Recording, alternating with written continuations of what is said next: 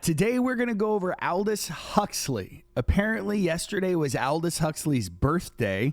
I did not know that. I am a huge fan of Aldous Huxley. If you don't know who Aldous Huxley is, we're going to do a deep dive, but right off the bat, he is the guy who wrote Brave New World, which is kind of the opposite dystopia of 1984 of Orwell, which is, Big Brother is watching and all of that stuff, and the boot on your neck and or your throat and all that stuff.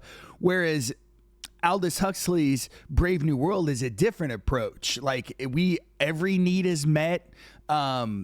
All information and media is controlled. We are handled. We're produced in mass. It's a wild book. So apparently, like I said, it was his birthday yesterday.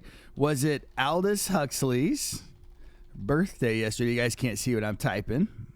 Hopefully that comes up. And then what we're going to do yesterday, July 26th, was Aldous Huxley's birthday, born on July 26th, 1894 in a place in England. What he is famous for is, of course, what we were just talking about, Brave New World. Probably one of my favorite books ever written. Will warn you, first 3 chapters are a bit slow as he kind of builds the world. But if you like 1984, Animal Farm, and anything kind of in that vein, this is the definitely up there, like right alongside those books, like no joke, up there with Fahrenheit 451, the whole deal. His landmark dystopian novel exploring genetic engineering, mass consumerism, psychological conditioning, and authoritarian social control. The concept of the savage, it puts literature like front and center on one of the things. It's just a really neat thing. Highly recommend. He also wrote Doors of Perception in 1950. Just started his book over the weekend. Oh, did you? It's super good. First couple of chapters are a bit rough, and it kind of jumps protagonists like from time to time. So it can be a bit difficult to follow, but it's one of those you read like a couple of times. Do you know what I mean? It's really, really good. Doors of Perception, 1954. This is one I've recently learned about. Apparently, this one had, I'll just read it. His influential account of mescaline experiences, that's a drug, which helped shape later discussions of psychedelics and even inspired the rock band The Doors. Get it? The Doors of Perception, the name of the rock band The Doors. Did you know that there was a connection between one of the most popular bands in all of history and Aldous Huxley? I didn't, but it makes sense, his influential account of mescaline experiences, the whole era of the 60s was psychedelic fun times, right? Did you read it in 1989? I have not read this one yet. This is now on my TBR. So if you find a copy, let me know. And I'll even take a beaten up paperback because I'm probably going to wreck it anyway when I read it. I am very rough on books. That I'm reading. I have probably destroyed more mass market paperbacks on accident than any one man should feel no shame in admitting, if that makes sense.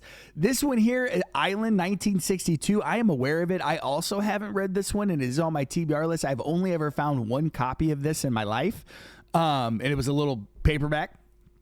This is it has been pitched to me that it's the opposite of the dystopia. Like if Brave New World was, okay, this is dystopia, and if you believe the adage, you never want to present a problem without a solution, the island is like the solution to the Brave New World problem. Not that it solves the specific environment in Brave New World, but it offers up another way to look at society.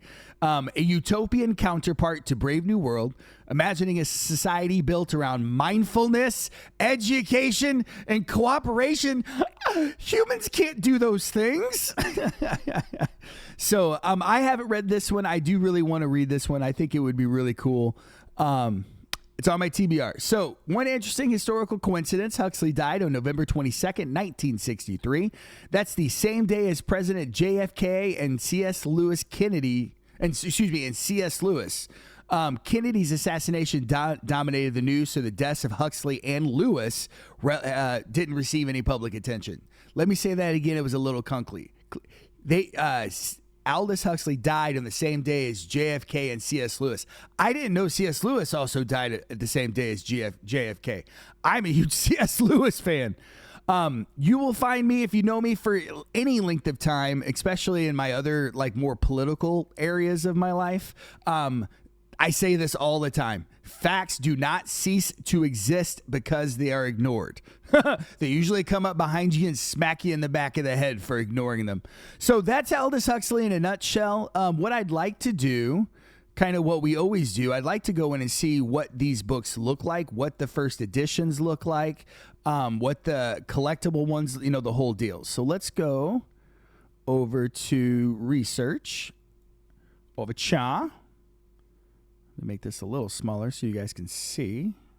I always forget that when you go like it makes it even smaller than it would be even otherwise. So let me see if I can't help this out by making this a little smaller so we can see it. All right. And we'll just kind of put that in the middle. My desk is below it. Maybe we'll end up looking at some books, and I'll throw something underneath there or something. Okay, so you guys can see that a little bit better. Let's type in Aldous Huxley. And guys, if you haven't noticed by now, it's a little bit different Whatnot show. I use this platform a lot like Twitch, especially on Monday morning. We do big auctions and run books and all that stuff over the weekend. We got shows coming up Thursday, Friday, Saturday. Monday is kind of like my mental reset day for me. I like to learn shit, so we learn shit. I randomly saw it was Aldous Huxley's birthday yesterday, so that's why we're here now. And then actually even later on tonight, we will be doing an auction. But I will check the pre-bids. I will do all that stuff before we go. I promise. All right. That's looking pretty good. Okay. So Aldous Huxley, what we're going to do is we're going to look at his average sold price. Let me bring that in here just a little bit more. There you go. Okay. So here's what it looks like. This is the first edition right here. We're going to look at that. Eyeless and Gaza. I didn't know anything about that. Hand-sized autographs. We're going to look at that. Here's a whole lot of first editions. Here's Doors of Perception. What's that? We're looking for The Island. Okay, so he's written more than just those 3 books. Let's come back over here and ask, can you give me a full list of his published works? Thanks. All right, so while that's populating, let's come back over here. Oh, here's another Doors of Perception. That's a different cover. Good song, too. Holy Face and Other Essays. Let's check that out. All right. Let's see. Let's go from the right to left. Here is one. This cover is kind of boring. I do like the yellow-blue. But look how skinny that bad boy is. He's not very big. So definitely be on the lookout. This is a $150 book here. It does say first edition, but this is not like the first edition. So just bear in mind, folks, there could be like first editions of like certain runs of books, but it doesn't mean it's the first edition of that title. Does that make sense? Because I don't think this is the actual first edition. I think that it's a little older than this one. But $150 for this. So burn that cover into your face. This is Holy Face right here from 1929. Let's check this out. I have no idea what this is. So do know the name Huxley, because it's not always going to say Aldous. There's some boobs. It's never too early for boobs. So this looks to be some sort of like later edition that was illustrated, obviously limited edition, 300 copies. So are these like short stories, I guess? Okay. With the slipcase, the whole deal. So this guy here is $200. Not too bad. What is Heaven and Hell book? I'm not sure. Is that one here? Yeah, I'm not sure. We'll go back and look. Doors of Perception. Again, I don't think this is a first edition as well. Nice to see the dust jacket, though. This might be maybe an English version. What's going on here? Where are my photos? Okay, here we go. Well, here's the. It's probably some sort of mid-century reprint, is my guess. Nope, it says first edition. But is it like a first edition later print? When did that one come out? When did it say? 1954? Yep, that could be the first edition, but we have that other cover. All right, that's the big one. We're going to save that one for last. Let's leave this one up because there's this other Doors of Perception cover, and I want to, like, is this the first one? Like, this to me seems more firsty edition. It's got a bit more price on it, but I wonder if this is like just a UK version or a World of Books. I sell books to World of Books sometime. Holy crap, look at their feedback rating. That's 1,404,318. I don't think I've ever seen a feedback score that high. Look at that. Holy crap. Anyway, we're not here for you. But World of Books does good work. I have no issues with those folks. So does anybody know what that cover is? It doesn't really give us any information. Let's see what these are. These are a bunch of first editions. We got Brave New World in the corner.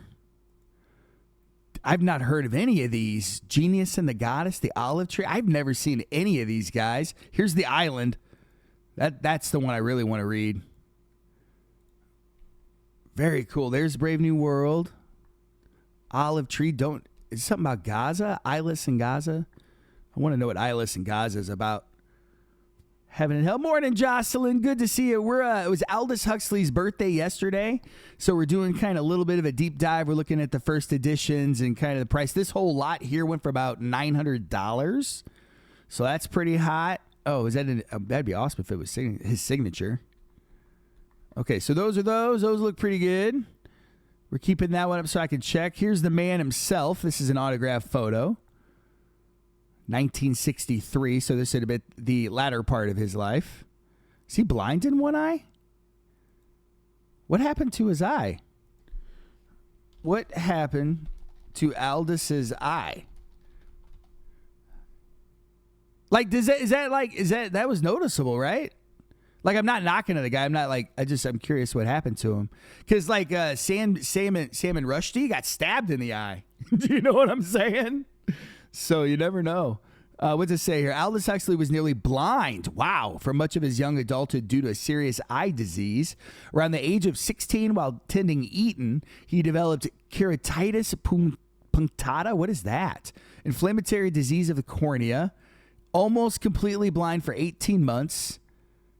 Education interrupted. Recovering somewhat, his vision remained permanently impaired. Because of his poor eyesight, Huxley had to abandon his original ambition of becoming a physician.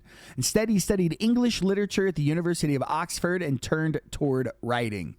He became deeply interested in perception, makes sense. See, and I find this incredibly interesting because, like, if he would not have had this birth defect or this issue, we wouldn't have gotten these books. It's interesting because, like, humans will respond to, like, selective pressure and then, like, and respond in the most glorious, beautiful ways. Do you know what I'm saying? Like, he took this hardship, and turned it into something beautiful. That's neat. I like to see that.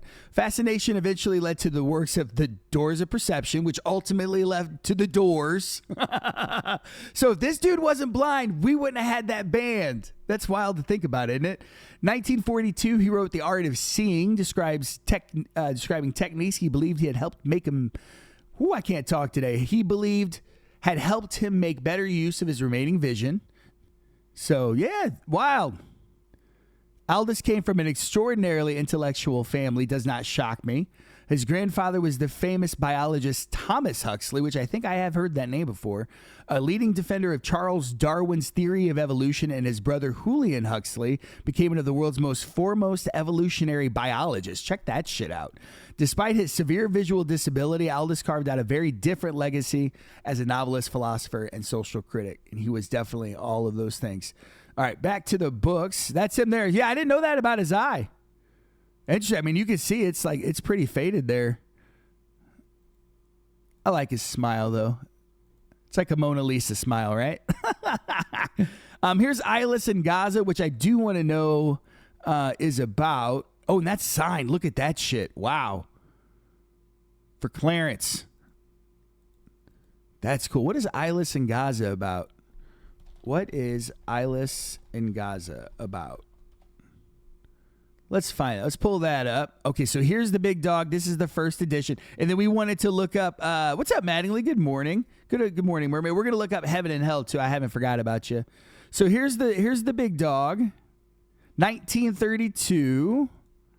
Beautiful dust jacket. That thing is immaculate. And that shiny thing's probably a Mylar cover, right? Whoo, look at that cover. I really do recommend reading this book. Especially, like I said, if you like the dystopian stuff. I like, my bent is, I like thinking about how societies and whatnot come together and what we can do to make our society that we're in better. And the answer is, of course, books. It's always books. But this is one of those books that I very much include in the plural books towards the top of the list. So did you see a Heaven and Hell? Is that what was in this list here, maybe? Heaven, no? Let's find out. Heaven and Hell. Let's keep going down. So Easton Presses, we don't need to look at that. Here's Brave New World Revisited. I find that paperback all the time. What was the Heaven and Hell, Heather? Was it another one of his books? Let's check this out. Let's go back up here. See kind of his more complete list. And I'll leave this on the screen. We are creating the YouTube video. Hi, YouTube people. We do these live on Whatnot, by the way. Here's his total list of work. Let's kind of let that be recorded.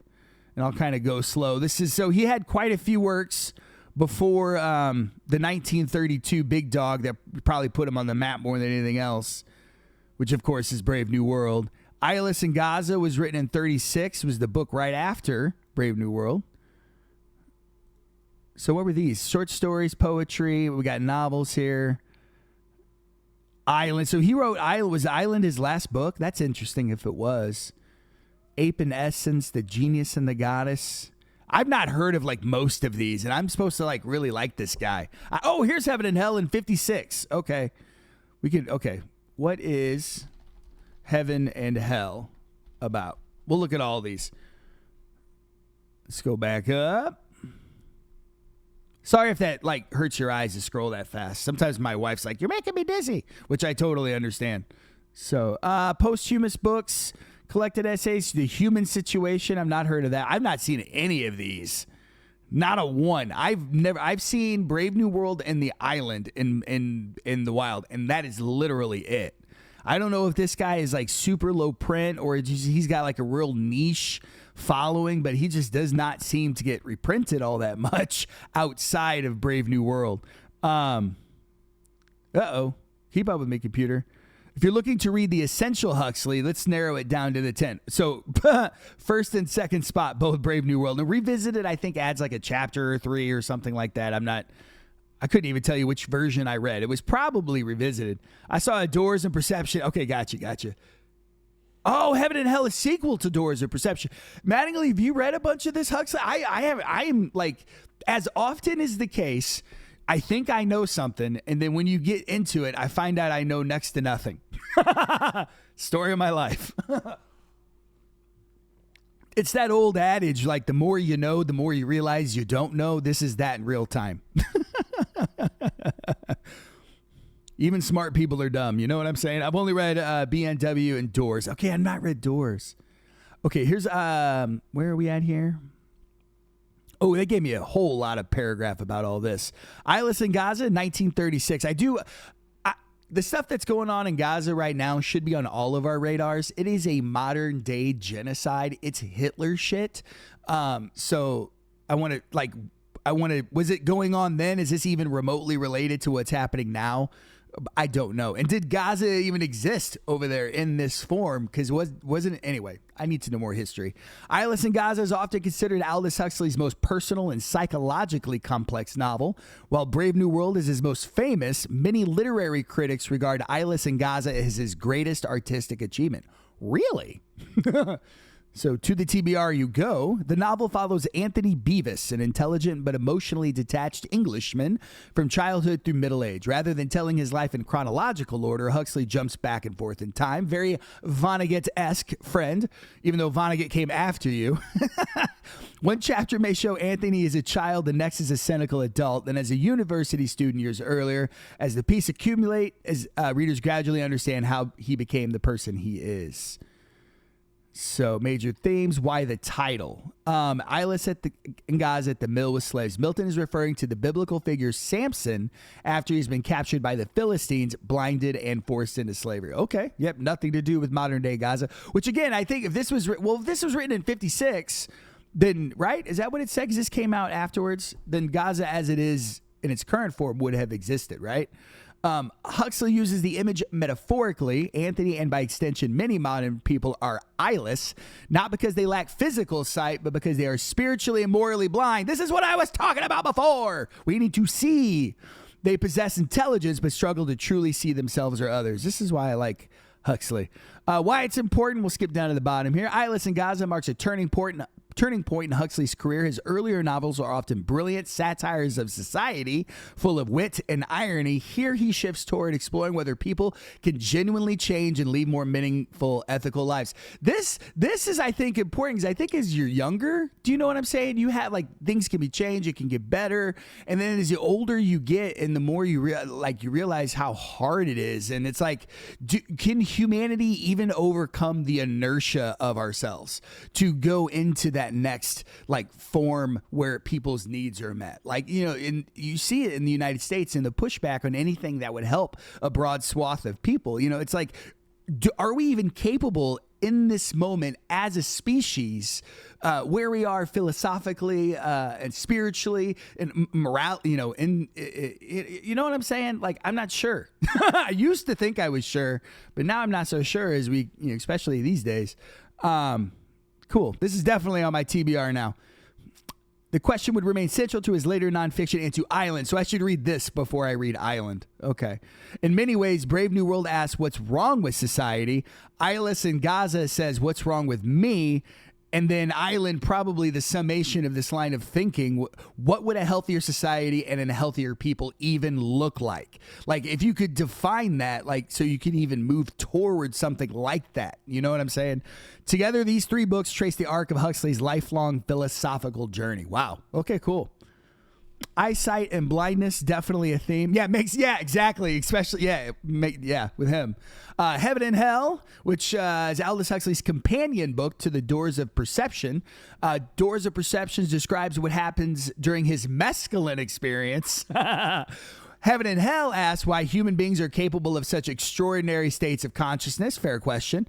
Whether through psychedelics, meditation, art, illness, religious ecstasy, or even near-death experiences. It's one of Huxley's most fascinating philosophical works because he tries to connect psychology, neuroscience as it was understood in the 50s, art history, religion, and mysticism into a single theory. Isn't that kind of what the Beat Generation and everything was about? Kerouac and all those guys. How does Huxley fit into the Beat Generation? Does he predate it, or was he an inspiration to it, or am I just crazy?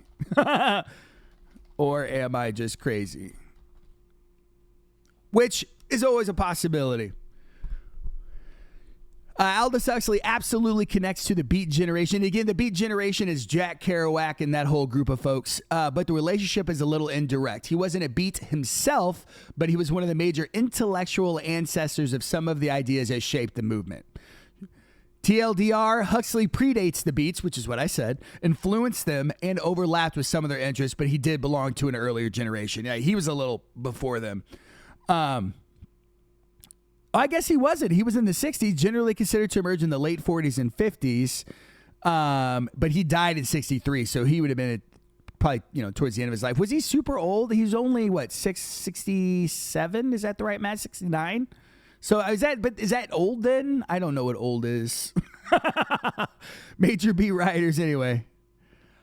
Huxley had to have influenced the Beats because of the consciousness exploration, obviously the two books we were just talking about, and the mescaline and all that stuff. This is where Brave New World mattered. The Beats came of age after World War II during a period of consumer expansion, so they were kind of against all that, probably. But Huxley was not a Beat. We don't have to go too far into that. This shit is so good, man. You need a legit show podcast to deserve. I appreciate that, Mattingly. God love you. I want to be your agent sidekick. God love you. Bowl packer. You can always come and hang out and be a bowl packer, and I'll pack your bowls, and we'll have a really good day. 60s would be a geriatric age. That's what I'm saying. Like, is 69, like, is that our 89? Do you know what I mean? Like, I'm not trying to be offensive, but like, changes over time. Hopefully our lifespans are expanding. The downside is, for the first time, I think in our history, our life expectancy actually went down. I think in the United States, I think we were at 76, and I think we're down to like 72 or 74. There was a bunch of news about it, and then people ignored it. Like, we ignore everything, which is kind of what Huxley was likely talking about in Eyeless and Gaza, friends. We have this ability to just rationalize things as long as it doesn't impact and I'm not saying us and we in this room, because we're all book people.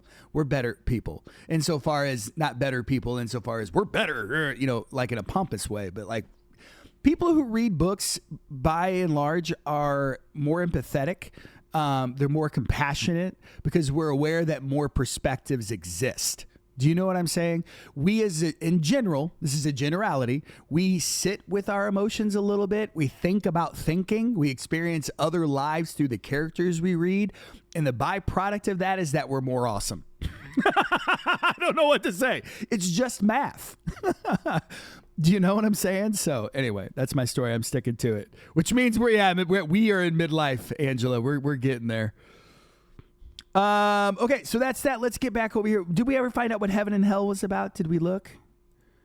I think we did. Oh, we that was the second one, right? Of the doors. All right, let's go back over here. See what else. I think that might be all that we need to learn. We got his first editions. We got a little bit of history. I think that's probably a good place to end the video and just kind of get to selling some of the books here. Yeah, let's do that. Let's leave Huxley alone. Let me hit stop recording. Appreciate you watching, and if you made it this far.